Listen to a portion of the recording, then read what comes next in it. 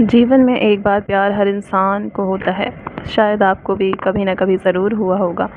अब ये अलग बात है कि उस प्यार का अंजाम क्या होता है। कुछ लोगों का प्यार अपनी मंजिल तक पहुंच जाता है। शादी के पवित्र बंधन में बंध कर वे पूरी ज़िंदगी एक साथ बिता देते हैं। लेकिन कई बार प्यार किसी न किसी वजह से अधूरा रह जाता है, अपनी मंजिल तक नहीं पहुंच पाता।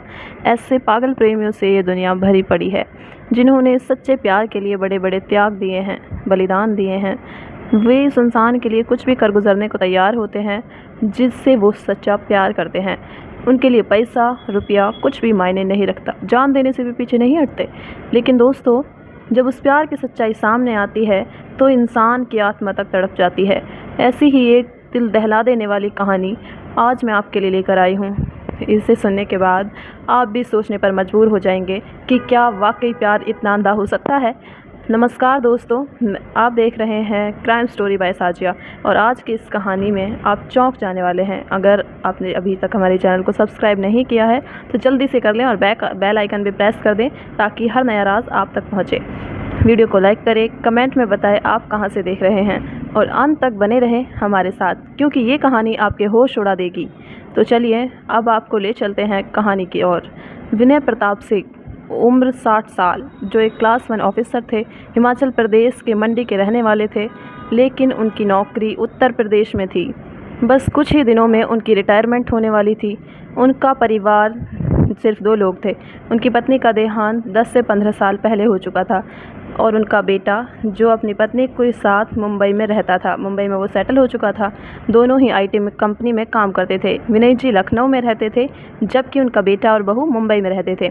समय बीतता है और रिटायरमेंट का दिन आ जाता है।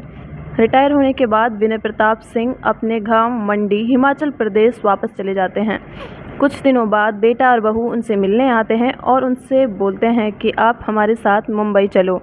बेटा कहता है, पापा अब आप रिटायर हो चुके हैं, यहाँ अकेले क्या करेंगे, चलिए आप हमारे साथ चलिए, हमारे साथ मुंबई रहिए। लेकिन विनय जी कहते हैं, नहीं बेटा, मेरा यहाँ घर है, मेरे लोग हैं, मेरे सारे रिश्तेदार और पुराने दोस्त हैं, तो मैं यहाँ से नहीं जाना चाहता। मैं अपने आगे की ज़िंदगी यहीं बिताना चाहता हूँ। तुम चिंता मत करो, मैं अपना ख्याल रख लूँगा। लाख मनाने के बाद भी वह नहीं मानते और बेटा बहू वापस मुंबई लौट जाते हैं। विनय प्रताप सिंह अकेले ही अपने गांव में रहने लगते हैं। विनय प्रताप सिंह ने अपने रिटायरमेंट के बाद अपना रूटीन बना लिया था। सुबह उठना, मॉर्निंग वॉक जाना, पार्क और गार्डन में टहलना। वहाँ उन्हें कुछ पुराने लोग मिल जाते थे जिनसे बातें कर लिया करते थे। इसके बाद वह घर वापस आकर अपना नाश्ता करते थे। पहले तो वो खुद ही अपना सारा काम करते थे, लेकिन फिर एक मेड रख ली जो उनके लिए खाना बना देती थी। दिन ऐसे ही बीतते जा रहे थे, टीवी देखना, मोबाइल चलाना और बस यूं ही समय गुजारना। लेकिन दोस्तों, अकेलापन एक ऐसी चीज़ है जो इंसान पर भारी पड़ ही जाती है, चाहे वो खुद को कितना ही व्यस्त रखने की कोशिश कर लें। विनय प्रताप सिंह भी इस अकेलेपन से जूझने लगे थे। सुबह पार्क में मिलने वाले दोस्त पूरे दिन साथ नहीं रह सकते थे और दिन भर घर में अकेले टीवी देखने से भी इंसान ऊब जाता है। वही विनय जी के साथ भी हो रहा था। हालांकि उनकी जिज्ञासा अभी भी जिंदा थी। वह अपनी ज़िंदगी दोबारा से शुरू करना चाहते थे। अपनी ज़िंदगी में हर वो चीज़ चाहते थे जो एक इंसान पाना चाहता है। पत्नी के निधन के बाद भी उन्हें इतना समय नहीं मिला कि अकेलापन महसूस कर सकें, लेकिन अब खालीपन उन्हें धीरे धीरे घेरने लगा था। अपने इस अकेलेपन से बचने के लिए उन्होंने एक लेटेस्ट मॉडल का स्मार्टफ़ोन ख़रीदा, जिसके बाद उन्होंने सोशल मीडिया पर अपनी उपस्थिति बनानी शुरू की थी। उन्होंने फेसबुक अकाउंट बनाया, जहां उनके रिश्तेदार और दोस्त उन्हें फेसबुक फ्रेंड रिक्वेस्ट भेजने लगे थे। धीरे धीरे वह अनजान लोगों की फ्रेंड रिक्वेस्ट भी एक्सेप्ट करने लगे थे। इसी दौरान उन्हें एक लड़की की फ्रेंड रिक्वेस्ट आती है। जब उन्होंने उसकी प्रोफाइल देखी तो पाया कि वह लड़की इंडियन है, लेकिन इस समय वह कनाडा में रह रही थी। लड़की की उम्र लगभग 19-20 साल थी और देखने में बहुत ही खूबसूरत लग रही थी। कुछ सोच विचार के बाद विनय प्रताप सिंह ने उसकी रिक्वेस्ट एक्सेप्ट कर ली। कुछ समय बाद वह लड़की उससे चैटिंग शुरू कर देती है। जब अपने देश का कोई व्यक्ति विदेश में मिल जाए तो उससे बात करना स्वाभाविक रूप से अच्छा लगता है। विनय प्रताप सिंह को भी उस लड़की से बात करना अच्छा लगने लगा।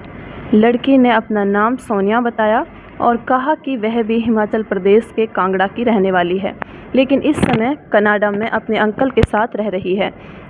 उसने बताया कि उसकी मां का बचपन में ही देहांत हो चुका था और उसके पिताजी 2 साल पहले ही गुजर चुके हैं। इसके बाद उसकी कोई संपत्ति नहीं बची, इसलिए उसके अंकल ने उसे कनाडा बुला लिया है। विनय प्रताप सिंह ने भी सोनिया को अपने बारे में सब कुछ बता दिया। धीरे धीरे उनकी बातचीत बढ़ने लगी और रोज़ाना घंटों तक चैटिंग होने लगी। दोनों एक दूसरे के बिना अब एक पल भी नहीं रह पाते थे। यह सिलसिला 15 से 20 दिन तक लगातार चलता रहा। सुबह से लेकर रात तक उनकी चैटिंग होती थी और अब उन्होंने एक दूसरे का व्हाट्सएप नंबर भी ले लिया था। एक दिन विनय प्रताप सिंह ने अचानक सोनिया से वीडियो कॉल की डिमांड कर दी, क्योंकि वह उन्हें देखना चाहते थे। सोनिया ने भी बिना किसी झिझक के वीडियो कॉल पर बात कर ली। जब विनय प्रताप सिंह ने सोनिया को वीडियो कॉल पर देखा तो वह देखते ही रह गए। सोनिया बेहद खूबसूरत लड़की थी और उसे देखकर विनय जी के अंदर उमंगें जागने लगी। वो भूल गए कि वो 60 साल के हो चुके हैं और अब बुज़ुर्ग हैं। सोनिया की तारीफ़ करते हुए विनय जी मन ही मन उसे पसंद करने लगे थे, लेकिन वह जानते थे कि सोनिया उनसे बहुत छोटी है और उनके उम्र का फासला काफ़ी बड़ा है, इसलिए उन्होंने अपनी भावनाओं को दबा लिया। कुछ और दिन बीते थे कि एक दिन सोनिया ने विनय प्रताप सिंह को बताया कि उसे एक ज़रूरी काम के लिए इंडिया आना है। विनय प्रताप सिंह की खुशी का ठिकाना नहीं रहा। सोनिया से उन्होंने कहा, जब भी तुम इंडिया आओ तो मुझे ज़रूर मिलना। इस पर सोनिया ने कहा हंसते हुए कि ऐसा कैसे हो सकता है कि मैं इंडिया आऊँ और आपसे ना मिलूँ। अब इंडिया में मेरा आपके सिवा कोई नहीं है। एक हफ्ते बाद सोनिया की टिकटें बुक हो गई और वह इंडिया आ गई। उसने विनय प्रताप सिंह को बताया कि पहले उसे कुछ काम कांगड़ा में निपटाना है और वापसी में मंडी आकर उनसे मुलाकात करेगी। विनय प्रताप सिंह सोनिया का बेसब्री से इंतज़ार कर रहे थे। 2 दिन बाद सोनिया का फ़ोन आया कि मैं मंडी पहुंच चुकी हूं। विनय प्रताप सिंह ने सोनिया को मिलना चाहा। उनको सामने जब उन्होंने देखा तो उनका दिल तेज़ी से धड़कने लगा। सोनिया करीब आई और उन्हें गले से लगा लिया। विनय प्रताप सिंह के लिए ये एक नई दुनिया थी, लेकिन नई ज़िंदगी देने वाली यह खुशियाँ, बहुत उमंगें उनके अंदर जग रही थी। वो दोनों घर आ गए, जहाँ उन्होंने लंबी बात की। दोनों एक दूसरे से बात करने के बाद बहुत ज़्यादा खुश थे। रात के खाने के बाद विनय प्रताप सिंह अपने दिल की बात दिल में नहीं रख पाए और सोनिया से बोले कि सोनिया, मुझे नहीं पता कि जो मैं कहने जा रहा हूँ वो सही है या गलत है, लेकिन मैं अपने दिल की बात कहे बिना अब नहीं रह सकता। तुम्हें इसे स्वीकार करने या ठुकराने का पूरा हक है। अगर तुम मेरा प्रस्ताव स्वीकार ना भी करो तो भी हमारी दोस्ती हमेशा वैसी ही रहेगी। सोनिया मुस्कुराई और बोली, आप चिंता मत करें, मैं आपकी दोस्त हूँ और हमेशा दोस्त बनकर रहूँगी। विनय प्रताप सिंह ने हिम्मत जुटाई और कहा, सोनिया, मुझे तुम बहुत अच्छी लगती हो। मैं तुमसे प्यार करता हूँ और करने लगा हूँ। मैं तुम्हारे बिना अब नहीं रह सकता। हाँ, मेरी उम्र 60 साल है और तुम मात्र 19-20 साल की हो, लेकिन मुझे यह बात तुमसे कहनी ही पड़ी। यह सुनकर सोनिया की आंखों में भी आंसू आ गए। वह उठकर विनय प्रताप सिंह के पास आई, उनके दोनों हाथ पकड़कर बोली, विनय जी, मैं भी आपसे बहुत प्रेम करती हूँ, लेकिन हमारी उम्र का अंतर मुझे रोक रहा था। मुझे समाज की चिंता थी, लोग क्या कहेंगे, हमारे रिश्ते को क्या नाम देंगे। विनय प्रताप सिंह ने दृढ़ता से जवाब दिया, सोनिया, अगर तुम्हें इस रिश्ते से कोई समस्या नहीं है तो मैं तुम्हारे लिए, हमारे प्यार के लिए पूरी दुनिया से लड़ने के लिए तैयार हूँ। सोनिया ने मुस्कुराते हुए कहा, मुझे कोई समस्या नहीं है विनय जी, मुझे आपके साथ रहना है। समाज की परवाह मुझे नहीं है। ये हमारी ज़िंदगी है और हम इसे अपने तरीके से जिएंगे। दोनों के बीच इस बात पर सहमति हो गई। उस रात सोनिया, विनय प्रताप दोनों एक साथ रहे और दोनों बहुत खुश थे। अगले 2 दिन सोनिया उनके साथ रही। वे दोनों आपस में इतने खुश थे कि उन्हें लग रहा था, विनय जी को लग रहा था कि मुझे मेरी पत्नी मिल चुकी है। 2 दिन बाद सोनिया ने दिल्ली के लिए रवानगी की। उसकी फ़्लाइट कनाडा की थी। विनय प्रताप सिंह उसे एयरपोर्ट तक छोड़ने गए। सोनिया के कनाडा जाने के बाद विनय प्रताप सिंह वापस घर लौट आए।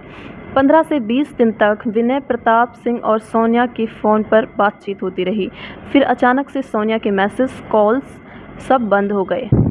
विनय प्रताप किसी भी तरह से सोनिया से संपर्क नहीं कर पा रहे थे। 10 से 12 दिन बीत गए और विनय प्रताप सिंह बहुत परेशान हो गए। उन्हें समझ नहीं आ रहा था कि सोनिया तक कैसे पहुंचा जाए। 13वें दिन सोनिया का मैसेज आया, जिसे देखकर विनय प्रताप सिंह बहुत खुश हुए। उन्होंने सोनिया से ढेर सारे सवाल पूछ लिए। कहाँ थी, क्या हुआ, क्यों बात नहीं की थी, तुम ठीक तो हो ना? सोनिया ने जवाब दिया, विनय जी, मेरे अंकल को हार्ट अटैक आया था और वह हॉस्पिटल में एडमिट थे। उनका इलाज चल रहा था और इसी वजह से मैं आपसे संपर्क नहीं कर पाई। लेकिन अब मेरे अंकल इस दुनिया में नहीं रहे, उनका निधन हो गया। विनय प्रताप सिंह ने दुख जताते हुए कहा और सोनिया को सांत्वना दी। सोनिया ने रोते हुए कहा, अब यहाँ मेरे अंकल के सिवा कोई नहीं था और अब मैं यहाँ अकेली रह गई हूँ। अंकल की प्रॉपर्टी काफ़ी बड़ी है और मुझे उस पर दावा करना होगा। अगर मैंने ऐसा नहीं किया तो वह प्रॉपर्टी सरकार के अधीन चली जाएगी। विनय प्रताप सिंह ने कहा, तो इसमें दिक्कत क्या है, तुम दावा पेश कर दो। सोनिया ने जवाब दिया, इसके लिए मुझे फिर से इंडिया आना पड़ेगा और कुछ दस्तावेज लाकर यहाँ सबमिट करने होंगे, तभी मैं इस प्रॉपर्टी पर दावा कर पाऊँगी। विनय प्रताप सिंह ने सहमति जताई। तुम आ जाओ, मैं तुम्हारे साथ रहूँगा और हर तरह से तुम्हारी मदद करूंगा। जो भी दस्तावेज चाहिए होंगे मैं तुम्हारे साथ जाकर लाऊंगा। अगले हफ्ते सोनिया के आने का दिन तय हो गया। विनय प्रताप सिंह दिल्ली एयरपोर्ट पर उसे लेने पहुंच गए। फ्लाइट आने के बाद आधे घंटे बाद ही फिर 1 घंटा बीत गया, लेकिन सोनिया बाहर नहीं आई। परेशान होकर विनय प्रताप सिंह एयरपोर्ट से बाहर निकले और पास के एक होटल में ठहर गए। कुछ समय बाद उनके फ़ोन पर एक अननोन नंबर से कॉल आई। विनय प्रताप ने कॉल रिसीव किया और दूसरी ओर से सोनिया की आवाज़ आई। सोनिया ने कहा, विनय जी, मैं एयरपोर्ट पर तो आ गई थी, लेकिन कस्टम वालों ने मुझे रोक लिया। मैं अपने साथ काफ़ी सारा गोल्ड लेकर आई थी, अपने अंकल का और मेरा सारा गोल्ड, क्योंकि घर पर कोई नहीं था। मुझे डर था कहीं चोरी ना हो जाए, इसलिए मैं सारा गोल्ड अपने साथ लेकर आई थी। लेकिन मुझे ये जानकारी नहीं थी कि हम कितनी मात्रा में गोल्ड ला सकते हैं। अब कस्टम वालों ने मुझे रोक लिया है। विनय प्रताप सिंह ने उसे दिलासा देते हुए कहा, तुम घबराओ मत, मैं तुम्हारे साथ हूँ, मैं सब संभाल लूँगा। किसी अधिकारी से मेरी बात कराओ। सोनिया ने कस्टम अधिकारी से उनकी बात कराई। अधिकारी ने कहा, इन्होंने लिमिट से ज़्यादा गोल्ड लाया है और हम इसे रिलीज़ नहीं कर सकते। विनय प्रताप ने पूछा, फ़ाइन कितना लगेगा? हम फ़ाइन भरने के लिए तैयार हैं, आप इन्हें और इनका गोल्ड रिलीज़ कर दीजिए। अधिकारी ने कहा, आप 10 मिनट बाद फ़ोन कीजिए, मैं आपको जानकारी देता हूँ। 10 मिनट बाद जब विनय प्रताप की बात हुई तो अधिकारी ने कहा, इन पर 50 लाख का फ़ाइन और 65 लाख रुपए की ड्यूटी बनती है। फ़ाइन और ड्यूटी भरने के बाद ही हम इन्हें और इनका गोल्ड रिलीज़ कर पाएंगे। विनय प्रताप ने सोनिया से कहा, तुम चिंता मत करो, मैं आधे घंटे में 65 लाख रुपए का इंतज़ाम करता हूँ और ट्रांसफ़र करता हूँ। आधे घंटे के अंदर ही विनय प्रताप सिंह ने 65 लाख रुपए ट्रांसफ़र कर दिए। कुछ दिन बाद विनय प्रताप को सोनिया का एक और फ़ोन आता है। सोनिया कहती है, सर, कस्टम से तो मैं रिहा हो गई हूँ, लेकिन आपने जो 65 लाख रुपए भेजे थे उन पर यहाँ के अधिकारियों को शक हो रहा है। उन्होंने इन्फोर्समेंट डायरेक्टरेट ईडी को बुला लिया है और अब मुझसे मनी लॉन्ड्रिंग का केस लगाया जा रहा है। ये पूछ रहे हैं कि मैं इतनी जल्दी 65 लाख रुपए कहाँ से लाई। विनय प्रताप को बहुत चिंता हो जाती है और कहते हैं, तुम घबराओ मत, मैं सब संभाल लूँगा, उनसे मेरी एक बार बात कराओ। सोनिया अधिकारी से उनकी बात करवाती है और अधिकारी कहते हैं, सर, इस मामले में 1 करोड़ और 5 लाख की और रकम देनी पड़ेगी, तभी हम सोनिया को छोड़ सकते हैं। विनय प्रताप सोनिया की मदद के लिए तुरंत 1 करोड़ 5 लाख ट्रांसफ़र कर देते हैं। रकम ट्रांसफ़र होने के बाद सोनिया को रिहा कर दिया जाता है और वह एयरपोर्ट से बाहर आकर विनय प्रताप से मिलती है। वह दौड़कर विनय प्रताप के गले लग जाती है और ज़ोर ज़ोर से रोने लगती है। विनय प्रताप उसे सांत्वना देते हुए बोलते हैं, घबराओ मत, जब तक मैं हूँ तुम्हें कुछ नहीं होगा। इसके बाद वे दोनों एक साथ कार से मंडी पहुँचते हैं और अगले दिन कांगड़ा जाकर सोनिया अपने सारे डॉक्यूमेंट्स जमा कर देती है। 2-3 दिन वहीं रुकने के बाद वे वापस मंडी आते हैं। फिर सोनिया कनाडा वापस चली जाती है और दोनों की फ़ोन पर बातचीत चल ही रही थी। लेकिन 1 हफ्ते बाद सोनिया का एक और फ़ोन आता है। वह बहुत रो रही थी। विनय प्रताप पूछते हैं, क्या हुआ सोनिया, तुम क्यों रो रही हो, क्या बात है? सोनिया बताती है कि उसने सारे डॉक्यूमेंट्स सबमिट कर दिए हैं, लेकिन वहाँ की सरकार ने अंकल की प्रॉपर्टी की वैल्यू 15 करोड़ आकी है और अब उससे 75 लाख स्टैम्प ड्यूटी भरने के लिए कह रहे हैं। अगर वो ये रकम नहीं भर पाई तो प्रॉपर्टी उसके हाथ से चली जाएगी। विनय प्रताप चिंता में पड़ जाते हैं, लेकिन सोनिया को ढांढस बंधाते हुए कहते हैं, तुम चिंता मत करो सोनिया, मैं तुम्हारे साथ हूँ, मैं कल तक पैसे का इंतज़ाम कर दूंगा। सोनिया भावुक होकर कहती है, आप मेरे जीवन में भगवान बनकर आए हैं, अगर आप नहीं होते तो मैं बर्बाद हो जाती। विनय प्रताप मुस्कुराते हैं और कहते हैं, हमारा मिलना किस्मत का खेल है, तुम्हें मेरी ज़िंदगी का साथी बनाया और मुझे तुम्हारी मदद के लिए भेजा गया है। अगले दिन विनय प्रताप अपनी सारी एफडी, गोल्ड और प्रॉपर्टी बेचकर मुश्किल से 65 लाख का इंतज़ाम कर पाते हैं। फिर भी 10 लाख की कमी रह जाती है, तो वो अपने बेटे से पैसे मांगते हैं। बेटा थोड़ा चौंकता है और पूछता है, पापा आपको इतनी बड़ी रकम की क्या ज़रूरत पड़ गई, सब ठीक तो है ना? विनय प्रताप गुस्से में आकर जवाब देते हैं, तुम सवाल मत करो, बस पैसे भेजो। बेटा 10 लाख ट्रांसफ़र कर देता है। इस तरह विनय प्रताप सोनिया के अकाउंट में 75 लाख ट्रांसफ़र कर देते हैं। पैसे ट्रांसफ़र करने के बाद अचानक सोनिया के सभी social media accounts, phone number, WhatsApp और सभी संपर्क गायब हो जाते हैं। विनय प्रताप को कुछ समझ नहीं आ रहा था। वे अब भी इंतज़ार कर रहे थे कि सोनिया का कोई मैसेज, कोई कॉल आएगा, लेकिन उन्हें यह एहसास नहीं हुआ कि उनके साथ एक बड़ा फ्रॉड हुआ है। दोस्तों, विनय प्रताप सिंह एक ऐसे इंसान थे जिसे न केवल इमोशनल फ्रॉड का शिकार बनाया गया, बल्कि उसकी आर्थिक स्थिति भी तबाह कर दी गई। विनय प्रताप सिंह के साथ एक बड़ा धोखा हुआ, उनके जज्बातों के साथ खेला गया और लाखों रुपए लूट लिए गए। जब उन्हें इस बात का एहसास हुआ कि वो लूट चुके हैं, तब तक 2 से 3 दिन बीत चुके थे। वो सोनिया से कांटेक्ट करने की कोशिश करते रहे, लेकिन हर तरफ से नाकामयाब रहे। आखिरकार उन्हें समझ आ गया कि उनके साथ एक बड़ा फ्रॉड हुआ है। लेकिन आपको यह जानकर हैरानी होगी कि विनय प्रताप सिंह को रुपए खोने का गम नहीं था। सबसे ज़्यादा गम उन्हें इस बात का था कि सोनिया, जिसे उन्होंने अपने दिल दे दिया था, उसने उसके साथ इतना बड़ा धोखा किया। ये सोच कर वो खुद को एक कमरे में बंद कर लेते हैं और अकेलेपन में जीने लगते हैं। 8-10 दिन से जब उनके बेटे का उनके पास कोई कॉल, कोई फ़ोन नहीं आ रहा था, तो उनका बेटा इमीडिएटली मुंबई से मंडी आ जाता है। अपने पापा की हालत देखकर उसे तुरंत कुछ गलत होने का एहसास होता है। जब वो अपने पिता से पूछता है कि आखिरकार हुआ क्या है, तो विनय प्रताप सिंह अपने बेटे को पूरी कहानी सुनाते हैं। बेटा तुरंत पुलिस स्टेशन जाने की सलाह देता है, लेकिन विनय प्रताप सिंह साफ मना कर देता है। वे कहते हैं, पैसा गया, कोई बात नहीं, मैंने अपनी ज़िंदगी में जो कमाया था वो अब चला गया, लेकिन मेरे लिए सोनिया से धोखा पाना ज़्यादा दर्दनाक है। लाख कहने के बाद भी विनय प्रताप सिंह थाने जाने के लिए तैयार नहीं होते।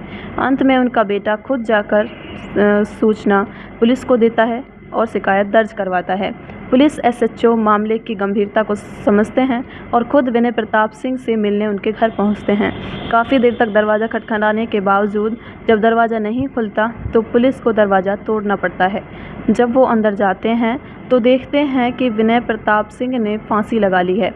वे अपनी जीवन लीला समाप्त कर चुके। कमरे में एक सुसाइड नोट मिलता है जिसमें लिखा होता है, मेरी मौत का जिम्मेदार मैं खुद हूँ। अगर मेरा बेटा एफआईआर करता है और सोनिया पकड़ी भी जाती है तो मेरी प्रशासन से गुजारिश है कि उस पर कोई कार्रवाई ना की जाए, क्योंकि मैं उससे बहुत ज़्यादा प्यार करता था और अब भी करता हूँ। सुसाइड नोट पढ़कर सबकी आंखों में आंसू आ जाते हैं। विनय प्रताप सिंह के बेटे के साथ साथ वहाँ मौजूद हर कोई यह सोचने पर मजबूर हो जाता है कि कैसे एक इंसान अपनी पूरी ज़िंदगी की कमाई और जज्बात किसी के लिए यूं ही न्यौछावर कर सकता है। दोस्तों, यह कहानी हमें एक बहुत बड़ा सबक देती है। आजकल के समय में प्यार को भी एक व्यापार बना लिया गया है। प्यार एक पवित्र भावना है, लेकिन कुछ लोग इसका गलत इस्तेमाल कर रहे हैं। इस कहानी ने मुझे बहुत दुखी किया। आपका इस बारे में क्या कहना है, हमें कमेंट बॉक्स में ज़रूर बताएं। अगर वीडियो पसंद आई हो तो एक लाइक करके चैनल को सब्सक्राइब ज़रूर कर लीजिए। थैंक यू दोस्तों।